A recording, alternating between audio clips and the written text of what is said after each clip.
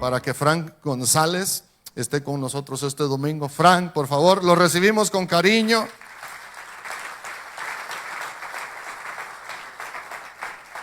Frank, gracias por estar acá con nosotros. Gracias por estar en los dos servicios. Yo sé que es cansado, y la otra vez que venga serán 3 servicios, así que gracias por estar acá. No, gracias a ti, querido Walter, gracias a tu esposa, a tu familia. Y yo quiero felicitarles, de verdad, de mucho, con un corazón sincero. Primero, por tener el pastor que tienen. Y sé que suena un cumplido muy trillado, ¿no? Pero si yo tengo que decir algo del pastor Walter, es que es una persona muy genuina, muy transparente. ¿Están de acuerdo conmigo? O sea, como él lo siente, él lo dice. Como es de verdad, ¿no? Y créanme que no suelo decir eso en muchas partes, ¿no? Así que para mí es más que un privilegio. Yo quiero decirles, estar acá es para mí como una bienvenida guatemalteca, estar en días de gloria. Para mí es eso, ¿ok? Se siente uno bien estando entre ustedes. Se siente uno bien. Aquí todo está muy bonito. Me encanta todo. Me encanta la oficina de pastor. Me encantan los baños. Me encanta la alfombra. Me encantan las luces. Me encanta esta pantalla aquí. Hasta huele bien. Yo creo que, creo que el crédito no es del pastor Walter nada más. Creo que hay mucha gente involucrada ahí, seguramente tu esposa, Walter, seguramente tus líderes. Así que yo los felicito. Gracias. Gracias por recibirme acá. Gracias. Walter me quitó el recibimiento que yo suelo decir, ya lo dijo, ¿no? Venezolano de nacimiento, americano de corazón, perdón, venezolano de nacimiento, mexicano de corazón y americano de residencia. Y es porque nací en Venezuela, crecí en Venezuela, pero viví 5 años en México. A lo mejor no hay algún mexicano por acá. Y realmente yo la pasé muy bien en México. Y vivo ahora en Estados Unidos. Como decimos en México, mi casa es su casa. Allá tienen su casa. Uno se confunde en México, ¿es la casa suya o es la casa mía? ¿Te ha escuchado eso? Mi casa es su casa. Pero lo cierto es que si andan por Estados Unidos, allá tienen su casa. ¿Está bien? ¿Sí? Quiero darles un saludo de mi familia. Hoy es un día especial en Estados Unidos y Venezuela. Hoy es el Día del Padre. Y el primer mensaje que recibí, 6:30 de la mañana, fue de una de mis hijas. Y eso me dio muchísima alegría. Papá, te amo mucho, te extraño, feliz Día del Padre. Y otras cosas más que no les quiero decir. Que son mías nada más. Ahí ven en la pantalla mi corona a mi lado, que es mi esposa. Mi hija mayor, al otro lado, las 2 canchitas que se ven ahí, ¿verdad? Y la que no es canchita es la menor, ¿verdad? Es fácil de reconocer. Estamos viviendo, mi esposa y yo, un tiempo interesante en casa, porque Victoria e Isabela están estudiando en otra ciudad. Entonces estamos viviendo lo que se llama el nido vacío. Y nos ha tocado recibir un nuevo miembro en la familia, que ella es Coco, ¿no? Y escuché, ay, ella es así, sí, es nuestra perrija. La sentimos como una hija y ella se siente hija también, créame. Y bueno, para nosotros es un tiempo interesante. Hoy vamos a estar compartiendo algo muy interesante. Quiero decirles que he escuchado la predicación de su pastor, la última sobre la iglesia en Filadelfia, y me ha ministrado a mi vida, y la anterior acerca de la iglesia de Éfeso, y está ministrando a mi vida. Y de la última sobre la fidelidad, necesitamos reflexionar en algo. Hay algo en nuestra vida diaria que revela de manera muy clara nuestra fidelidad. Y ese algo es cómo manejamos nuestro dinero. Es algo muy tangible. ¿Y qué pasa en nuestra economía? Y es que se muestra allí si somos fieles o no con lo que Dios nos ha dado. Y vamos a entrar hoy y vamos a compartir unos fundamentos que están en la palabra, muy claves, que nos van a preparar para tal vez cosas que Dios tiene con nosotros. Mira, yo he descubierto algo. He descubierto que Dios primero prepara nuestro corazón, forma nuestro carácter para las cosas que tiene para nosotros. Esto lo he visto en mi vida. Le voy a dar un ejemplo. Y el ejemplo no es de dinero. Le voy a dar el ejemplo de cuando yo conocí a mi esposa. Fue un momento y un día glorioso. Usted puede creer que fue amor a primera vista. Así fue. Ella me vio a mí y se enamoró. No sé por qué.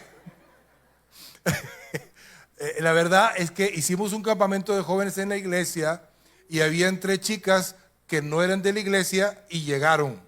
Una de esas 3 era de mi esposa y yo de una vez la canté. Esta no es de la iglesia, sáquenla. No.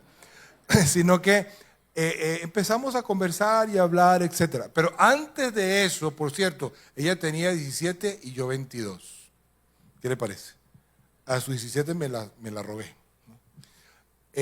Pero la verdad es que cuando yo conozco a Cristo a mis 15 años, ya yo antes de mis 15 era bien tremendito. Pero cuando me convierto, una de las cosas que Dios colocó en mi corazón era realmente esperar por la persona que Dios tenía para mí. Y confiar en Dios, y hubieron muchas decepcionadas que les dije que no. Y entonces apareció ella, pero cuando ella apareció, ya mi corazón estaba listo para yo ser para ella una respuesta de Dios y ella para mí una respuesta de Dios. ¿Sabe a qué me refiero? En vez de ser una tentación del diablo, una respuesta de Dios, ¿no? Hay una pequeña diferencia. Entonces, Dios nos prepara para las cosas que tiene con nosotros y muchas veces, y la mayoría de las veces, tiene que ver con que seamos fieles en donde estamos ahora.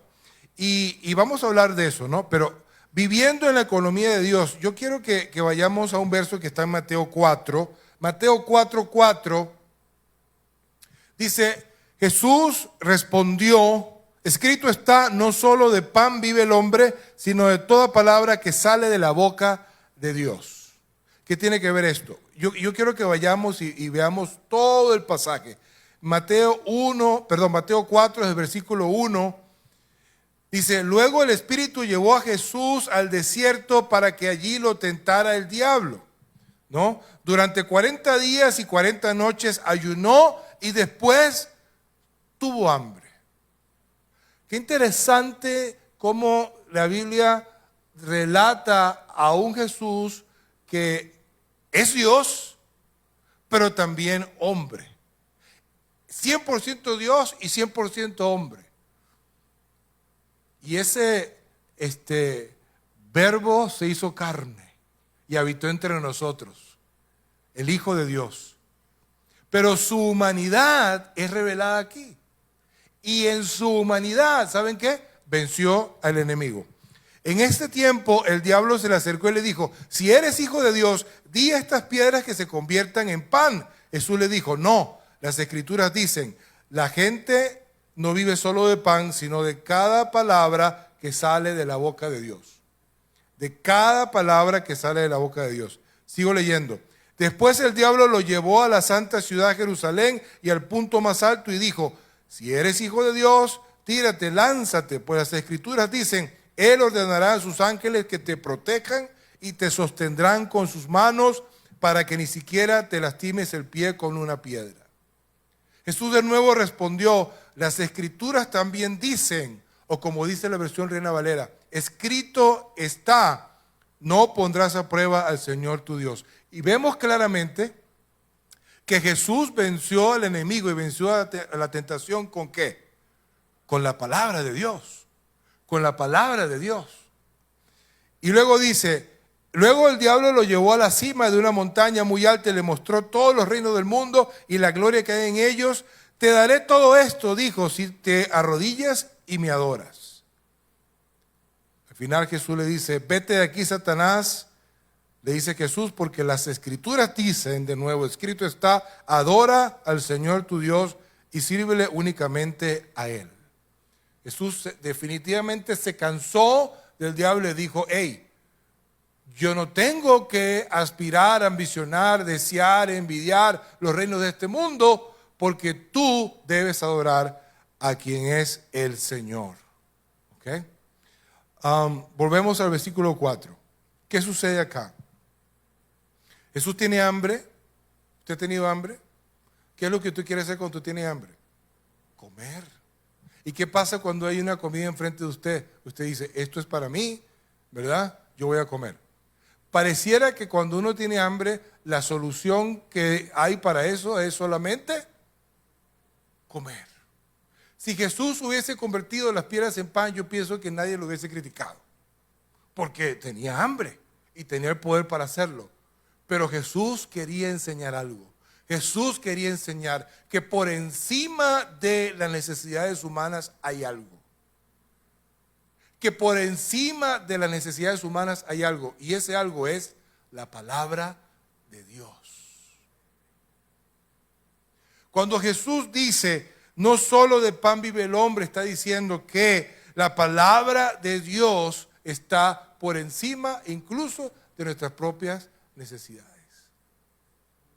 Cuando hablamos de vivir en la economía de Dios, hablamos de poder saber, conocer y entender qué es lo que dice la palabra de Dios en cuanto al dinero.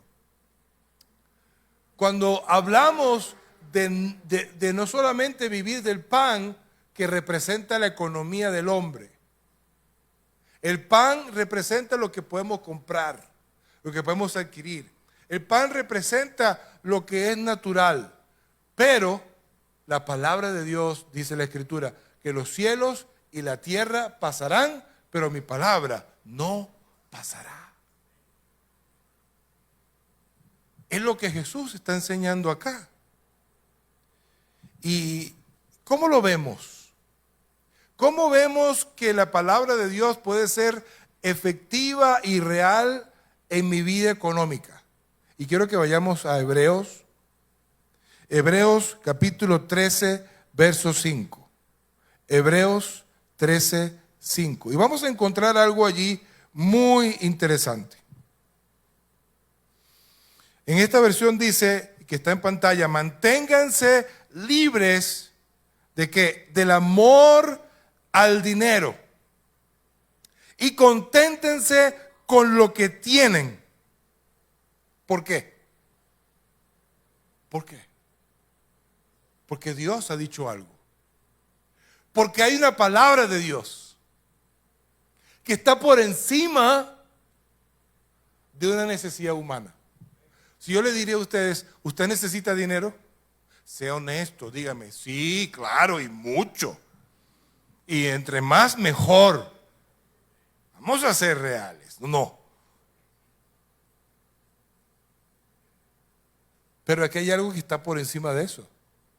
Y si le pregunto, ¿con cuánto dinero usted es feliz? A ver, piense una cantidad. Interesante, ¿no? Algunos millones de quetzales aparecen ahí, en algunas mentes.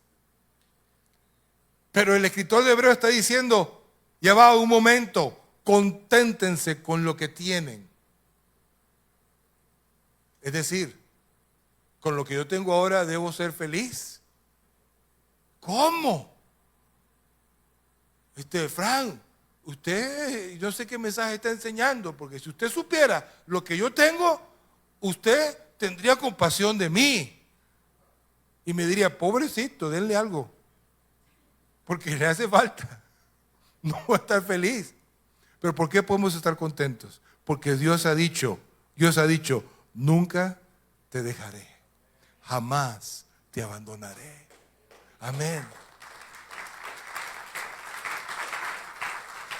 Y es una palabra de Dios, es más que una promesa, es Dios diciéndote, yo estoy contigo. Es Dios diciéndote, yo valgo más que cualquier cantidad de dinero. Yo soy y debo ser la fuente de tu seguridad, de tu esperanza y no la cantidad de dinero. Tal vez usted es como yo y cuando uno tiene dinero en la cartera se siente más tranquilo, ¿o no? Y cuando uno está en un trabajo y yo no sé, aquí los salarios lo pagan 2 veces al mes o una vez. Los 15 y los últimos. Los 15 y los últimos, por alguna razón, uno siente más gozo, más alegría. Seamos honestos, sí, nos pasa.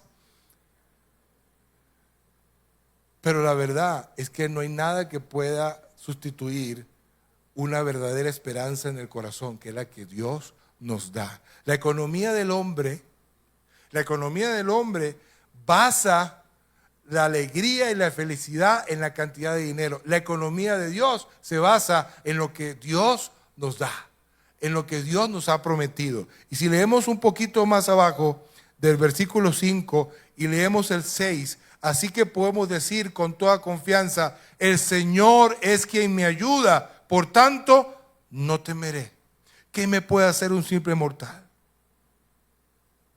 Cuando tú quitas tu confianza en el dinero y pones tu confianza en aquel que te ha dicho que nunca te abandonará, en aquel que te ha dicho, yo soy el que te ayudo, tú puedes saber que independientemente de cuál sea tu situación económica, Dios te va a ayudar. ¿Y sabes qué pasa cuando tú lo vives y lo crees? Te voy a decir qué pasa. El temor se va.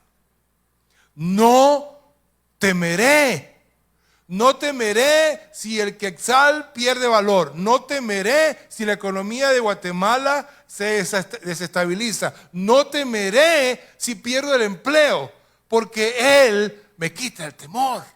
Porque Él es mi confianza. Porque Él es mi esperanza. ¿Sabe? Este es el secreto de la generosidad. Y vamos a llegar ahí en algún momento. Pero es fácil colocar la esperanza en el dinero. Y necesitamos quitar el dinero de ahí y colocar el lugar donde Dios realmente corresponde.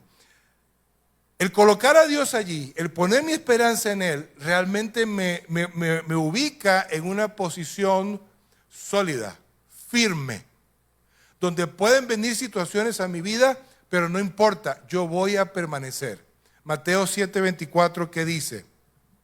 Por tanto, todo el que me oye estas palabras y las pone en práctica es como un hombre prudente que construyó su casa sobre la roca. Tomar la palabra de Dios en mi vida, colocar mi esperanza, colocar mi confianza en Él es como edificar una casa con un fundamento sólido. Quiero que veas esta foto, una foto real. Ocurrió en Texas. Por alguna cosa de la vida hubo un tornado y todo lo que estaba alrededor de esa casa fue destruido, menos esa casa. Es una foto real. Y uno se pregunta, ¿por qué habrá sucedido eso? Tal vez para que sirva de enseñanza hoy en Guatemala. Y podamos tener una imagen visual de lo que significa una casa bien plantada en medio de una catástrofe.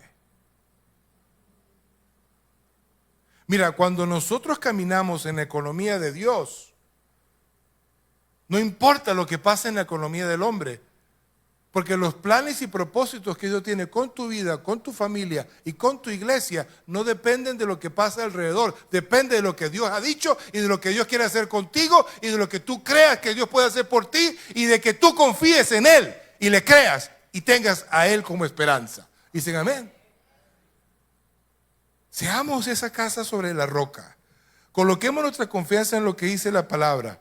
¿En qué consiste la economía de Dios? Hay 3 elementos que componen la economía de Dios. 1, el señorío de Cristo, la mayordomía fiel, y ambos nos deben llevar a una generosidad gozosa. ¿Ok? Y es lo que la palabra nos enseña. La economía del pan se basa en el dinero. La economía de Dios se basa ¿en qué? En su palabra y en estas tres grandes cosas. Cuando hablamos del señorío de Cristo, y me encanta Colosenses 1, vamos a ir a Colosenses 1. Voy a resistir la tentación de leer todo el capítulo, pero yo los animo a que vayan al capítulo entero, porque el capítulo 1 completo es un deleite de ver la gloria de Jesucristo. Es un deleite de ver la autoridad de Jesucristo. Es un deleite poder darnos cuenta de cómo es una vida donde Jesús es el Señor. Colosenses 1:10 dice, agradándole en todo. Esto implica dar fruto en toda buena obra, crecer en el conocimiento de Dios.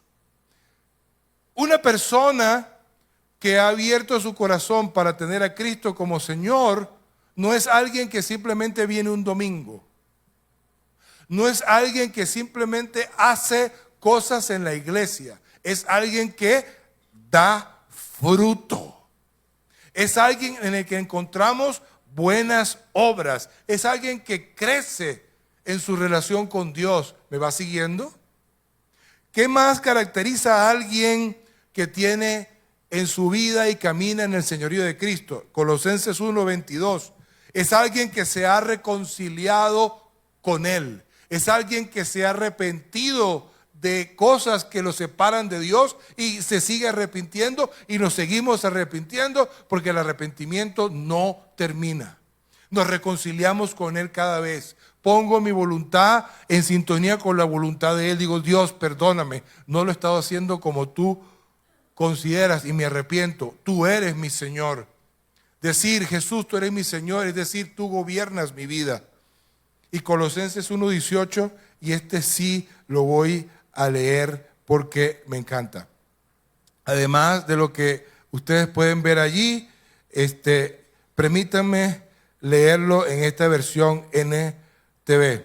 Dice, Cristo también es la cabeza de la iglesia, la cual es su cuerpo. Él es el principio, supremo sobre todos los que se levantan de los muertos. Así que Él es el primero en todo. Yo quiero decirte algo. Aquí el primero es Jesucristo. Walter, tú eres mi amigo, pero tú hay que decirte, tú no eres el primero acá. El primero es Jesucristo. La pregunta es, ¿quién es el primero en mi corazón? Él debe ser el primero en mi corazón. Él debe ser el primero en mi corazón. Te puede faltar el pan,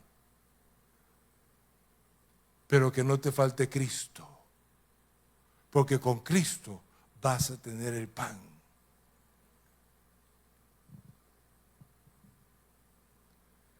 Yo literalmente me asusté, mi piel se erizó cuando un día escuché a una joven decir con mucha firmeza, convicción y energía, lo más importante para mí en la vida, dijo ella, lo más importante para mí en la vida es el dinero. Yo quiero decirte, muchas cosas malas pasan cuando alguien coloca en su corazón como el dinero como la máxima importancia. ¿Sabe qué? Quiere decir que no importa nada más. Quiere decir que la dignidad no importa, que la honestidad no importa. Quiere decir que las personas no importan. Quiere decir que solamente importa la plata. Eso es peligroso. Eso no me pasa a mí porque yo soy evangélico. ¿Cuál es la lealtad en nuestro corazón? Un teólogo llamado David Paulison, que falleció, hace esta pregunta. Dice, la pregunta más básica que Dios plantea a cada corazón humano es, ¿algo o alguien, además de Jesús el Cristo, ha tomado el derecho a la confianza funcional, la preocupación, la lealtad, el servicio, el temor y el deleite de tu corazón? Son palabras profundas que nos llevan de nuevo a Colosenses 1:18 y que nos hacen pensar, porque a veces el dinero nos lleva a sentir confianza. Y la escasez de dinero nos lleva a sentir preocupación. Y la ansiedad por tener más nos lleva a colocar nuestro deleite allí. Está bien que tengamos cosas. Está bien que anhelemos cosas. Lo que no está bien es que nuestro corazón esté en esas cosas. ¿Sí me va siguiendo? Jesús quiere ser el Señor de nuestra vida. Jesús no comparte su señorío con nada ni con nadie. ¿No fue así con aquel joven rico? ¿Se recuerda la historia? El joven rico vio que había un tumulto en la ciudad. Estaba pasando algo y había gente siguiendo a Jesús. Y los llamaban discípulos. Y pareciera que el joven rico era alguien que no se quería quedar fuera de la fiesta. Él quería participar. Él quería ser parte de y hasta ser protagonista. Y se le acerca a Jesús y dice, mira, yo quiero ser tu discípulo. Yo quiero seguirte. Yo quiero ser parte de esto. Por alguna razón de la vida, Jesús lo mira y le hace una pregunta clave. Una pregunta única. No le preguntó por su mamá. No le preguntó por su novia. No le preguntó por dónde vivía. Lo que le preguntó fue, y lo que le dijo fue, vende lo que tienes y sígueme. ¿Por qué Jesús le pregunta a este joven y le dice que venda lo que tiene y lo siga? ¿Por qué no le dijo arrepiéntete de tus pecados? ¿Por qué no le dijo estudia la Biblia? ¿Por qué no le dijo ven conmigo a la próxima aldea? No, Jesús fue a algo que había en el corazón de ese muchacho. Jesús fue a algo que estaba ocupando el primer lugar en la vida de ese muchacho. Jesús fue a algo que ese muchacho le estaba dando la máxima importancia en su vida. Jesús sabía cuál era la lealtad del corazón de ese muchacho. ¿Cuál era la lealtad? Lo que él tenía.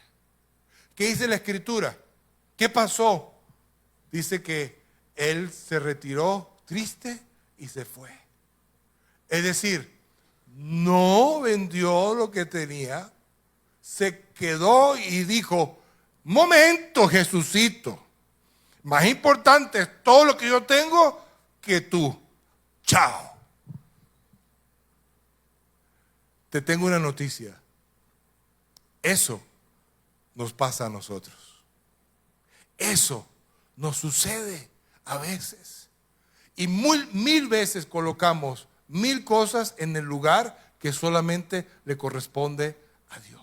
Y dedicamos nuestro tiempo, nuestra energía, nuestras fuerzas, nuestro amor, nuestro empeño y nuestra lealtad muchas veces en cosas que no son Dios. Mateo 6:24 nos recuerda, nadie puede servir a dos señores, pues menospreciará al uno y amará al otro, o querrá mucho a uno y despreciará al otro.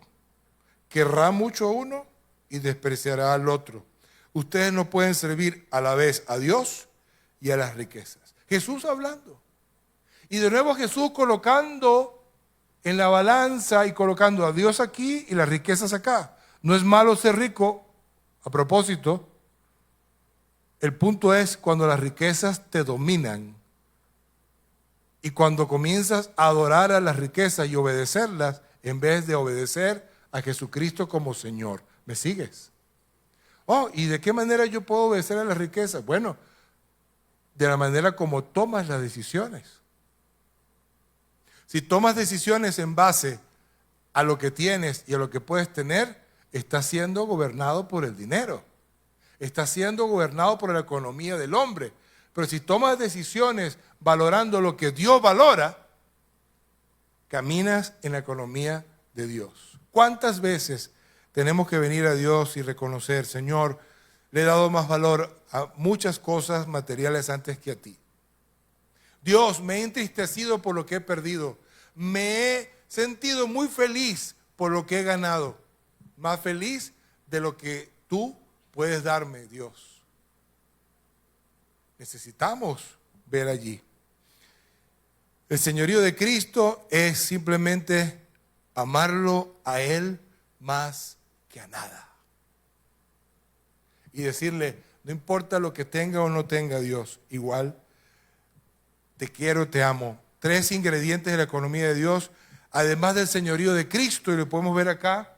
Este segundo, por cierto, a mí me encanta esto. Vamos a sacar provecho de esta pantalla tan hermosa, ¿no? Aquí el primero, el señorío de Cristo. El segundo, mayordomía fiel. Porque, si tú tienes a Cristo como el Señor, Él gobierna tu vida, Él es el primero, estás tomando decisiones en base a lo que Dios te dice, eso tiene que mostrarse en una administración fiel. Un sinónimo de mayordomía es administración. Entendemos que Dios es el dueño de todo y yo soy, ¿qué? Un administrador. Por eso 1 Corintios 4:2 nos dice, ahora bien, se requiere de los administradores que cada uno sea hallado como fiel, fiel, fiel. Es la palabra que Pastor Walter viene enseñando desde el domingo pasado en la iglesia de Filadelfia, el reto, ser fiel. Y cuando pensamos qué significa ser fiel en la economía de Dios, quiero decirte, no significa cantidades de dinero, significa actitudes del corazón. Hay gente pobre, altiva. Hay gente rica, humilde. Hay gente pobre que coloca toda su esperanza en lo que tiene. Hay gente rica que se hace generosa. No depende de cantidad, depende de la actitud de tu corazón. Depende de caminar en lo que Dios me dice que debe hacer un administrador fiel con lo que Dios le ha dado. ¿Qué dice la Biblia? Fíjense que esta palabra administración, Colosenses 1:18, voy a leer este verso porque la palabra original allí dice, de la cual fui hecho ministro según la administración de Dios. Esa palabra administración de Dios, ténganla ahí en su mente, que me fue dada para con vosotros, para que anuncie cumplidamente la palabra de Dios. Esa palabra allí, administración, en el original griego es oikonomía. Por cierto, esa palabra griega es de la que se deriva la palabra economía. Y oikonomía, administración apropiada de los recursos de un hogar. Es lo que esa palabra en griego significa. Dios espera que seamos administradores de lo que Él nos da, buenos y fieles. En la economía de Dios, la mayordomía fiel hace una diferencia. ¿Quién es un mayordomo fiel con los recursos que Dios le ha dado? Alguien que es ahorrador. Y lo vemos ahí en la próxima lámina. Proverbios 21:20, en casa del sabio abundan las riquezas y el perfume, pero el necio todo lo despilfarra. En otras palabras, si me siguen por favor con la slide, la siguiente. ¿Sí? Gracias. Alguien que se gasta todo,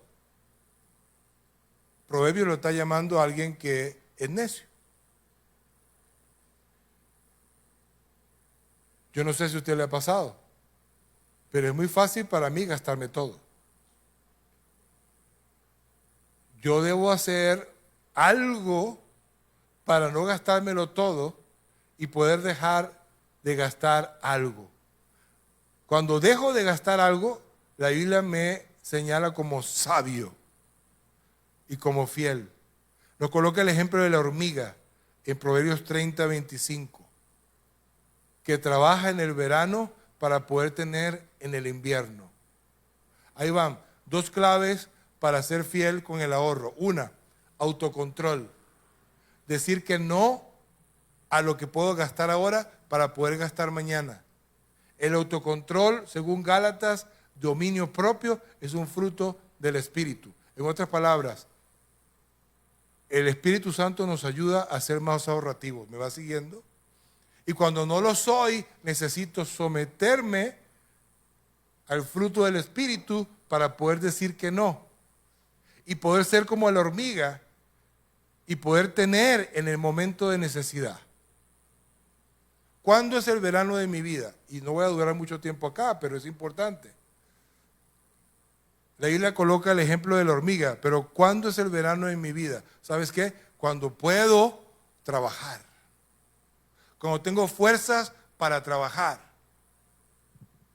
Jóvenes en la iglesia me dicen, Frank, bueno, aún no me he casado y lo voy a hacer en algún momento, pero ¿qué me aconsejas que haga con mis finanzas? Ahorra.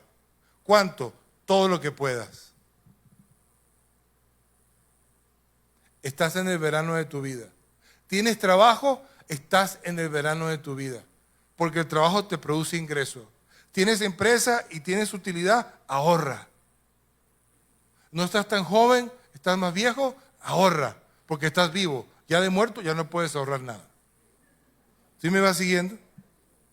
¿Qué más es mayordomía fiel? Mayordomía fiel es no tener deudas. Puedo tener crédito de acuerdo a mi capacidad de pago, ¿verdad?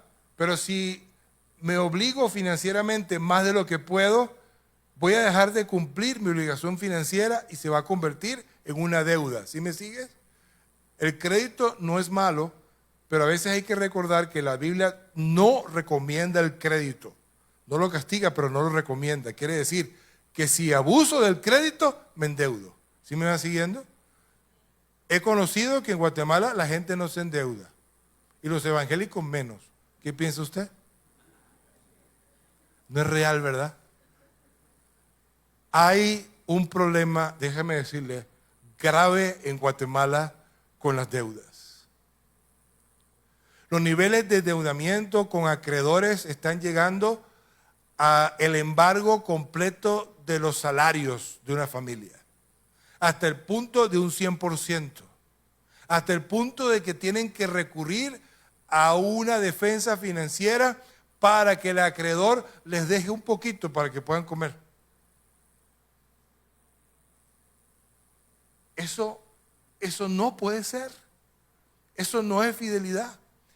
Necesitamos salir de allí. Proverbios 22:7, los ricos son los amos de los pobres, los deudores son esclavos de sus acreedores. La deuda trae esclavitud. El hecho que alguien tenga embargado su sueldo es esclavitud. Dios quiere que salgas de allí. Dios quiere que tengas libertad económica. ¿Ok? ¿Sí? ¿Qué pasa? ¿Qué sucede cuando nos ubicamos en los tres ingredientes mayordomía fiel? ¿Verdad? Nadie puede dar lo que no tiene. Si tú no planificas, si tú no tienes un presupuesto familiar, los planes del diligente tienden a la abundancia. Si tú te gastas todo, si tú estás en deuda, ¿cuándo es que vas a poder compartir? ¿Cuándo es que vas a poder dar? No va a suceder. Y si sucede en una situación de que, bueno, si supieran lo que yo estoy pasando en mis finanzas, ni siquiera mencionaran la generosidad. Necesitamos trabajar aquí. Cuando trabajamos allí con fidelidad, ¿saben qué ocurre? Ocurre la generosidad gozosa. Ocurre la capacidad económica de poder mostrar compasión. Quiero mostrarles en Lucas 10:35. Porque, mire, la generosidad hay que mostrarla, hay que ejercitarla, hay que ponerla en la práctica. Yo no le puedo decir, Walter, ¿sabes qué? A mí me gustaría darte algo. Tengo una gran intención de darte algo. Tal vez no es el mejor ejemplo porque él es el pastor, pero piensen que no eres el pastor ahora, ¿no? Y digo, oye, Walter, yo quiero apoyarte con una de tus necesidades. Realmente quiero, ¿oíste? ¿Qué te parece? Sí, pero es que quiero, pero... Ajá, hazlo, pues. O sea, acciónalo. Lucas 10:35, ese ese pasaje nos habla de un momento interesante y es el momento en que el samaritano ayuda al hombre que fue atacado por los ladrones. ¿Se recuerda el pasaje? El único que se detuvo para levantarlo, para limpiarlo y para llevarlo a un lugar para que comiera y pasara la noche fue el samaritano. Y fíjense lo que dice: al día siguiente este samaritano sacó 2 monedas de plata y se las dio al dueño del alojamiento, del hotel. Y dijo: cuídemelo, le dijo. Y lo que gaste usted de más, yo se lo pagaré cuando yo vuelva. Eso es una generosidad en acción. Jesús enseña este pasaje y nos muestra quién realmente hizo algo bien. El samaritano. La generosidad viene como resultado automático del señorío de Cristo y de una mayordomía fiel. ¿Sabe? Nadie puede dar lo que no tiene. Necesitamos generar capacidad económica para poder ayudar más, para poder ser más generoso. La capacidad económica es requerida para ser generoso. El ejemplo de 2 de Corintios en la iglesia de Macedonia. ¿Qué pasó en la iglesia de Macedonia? Vamos a ir a 2 de Corintios capítulo 8, verso del 1 al 2. Vamos a encontrar allí algo bien interesante. Quiero leer desde el versículo 1. Dice: ahora quiero que sepan, amados hermanos, lo que Dios en su bondad ha hecho por medio de las iglesias de Macedonia. Estas iglesias están siendo probadas con muchas aflicciones y además son muy pobres, pero a la vez rebosan de abundante alegría, la cual se desbordó en gran generosidad. Voy a leerlo de nuevo, NTV estoy leyendo. Pero a la vez rebosan de abundante alegría, la cual se desbordó en gran generosidad. Generosidad gozosa. No depende de lo que tenemos. No depende si tenemos mucho o poco. Depende del corazón.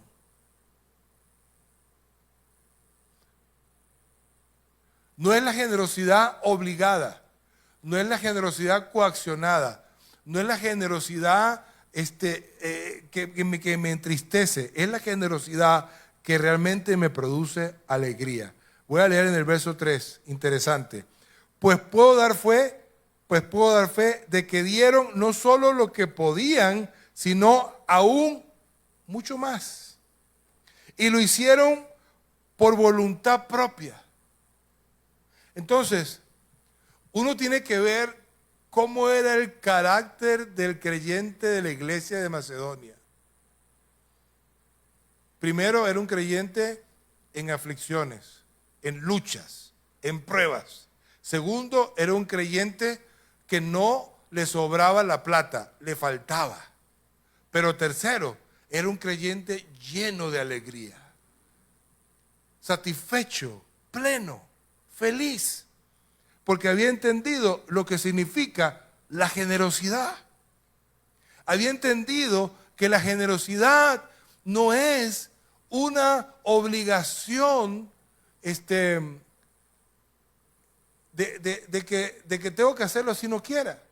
De que la generosidad tiene que venir de una voluntad propia, de yo tomar la decisión, de que yo quererlo hacer y de entender por qué. En el verso 4 nos enseña, Pablo dice: nos suplicaron una y otra vez tener el privilegio de participar en la ofrenda para los creyentes de Jerusalén. Imagínense, Pablo está enseñándonos ser generoso, poder dar es un privilegio. Usted sabe que Dios va a cumplir sus planes y propósitos, sea que nosotros demos para su obra o no, lo sabe. La diferencia es que cuando damos participamos con Dios en lo que Él está haciendo y nos permite tener alegría y gozo, hacer parte de su plan. Dice el versículo 5, incluso hicieron más de lo que esperábamos, porque su primer paso fue entregarse ellos mismos al Señor y a nosotros, tal como Dios quería. De nuevo, y esto es clave, esto es importantísimo. ¿Por qué este creyente de Macedonia experimentó gozo y alegría? ¿Por qué este creyente de Macedonia pudo, a pesar de las luchas, de su poco dinero, dar? Porque entendió que la generosidad comienza con el corazón que coloca primero a Dios. Porque la generosidad comienza con el corazón que primero se entrega a Él. Porque la generosidad comienza con decirle, Señor, yo soy tuyo. Yo te pertenezco. Mi mente, mi cuerpo, mi alma, mi espíritu, mi corazón, mi cartera, mis bienes, todo es tuyo. ¿Sí? Y cuando hay eso, podemos ser generosos. Hay una pequeña historia de un joven que estaba llamado a las misiones. Y está en un servicio donde había un llamado misionero, donde se estaba recogiendo una ofrenda para las misiones. Él tomó su cartera, tomó lo que ahí tenía, y lo que tenía lo dio en el ofrendero, pero también tomó un pedazo de papel que tenía y colocó, y mi vida también. Y lo echó en el ofrendero. No pasó mucho tiempo cuando ese joven estaba en el campo misionero. Dios no quiere nuestro dinero. Dios quiere nuestro corazón. Dios no quiere que caminemos en una generosidad forzosa. Y termino con esto. Sino, y la próxima slide, sino que realmente, y la otra, experimentemos una generosidad gozosa que viene por caminar en el señorío de Cristo, por ser fiel en lo que Dios nos ha dado, y automáticamente vamos a ser generosos.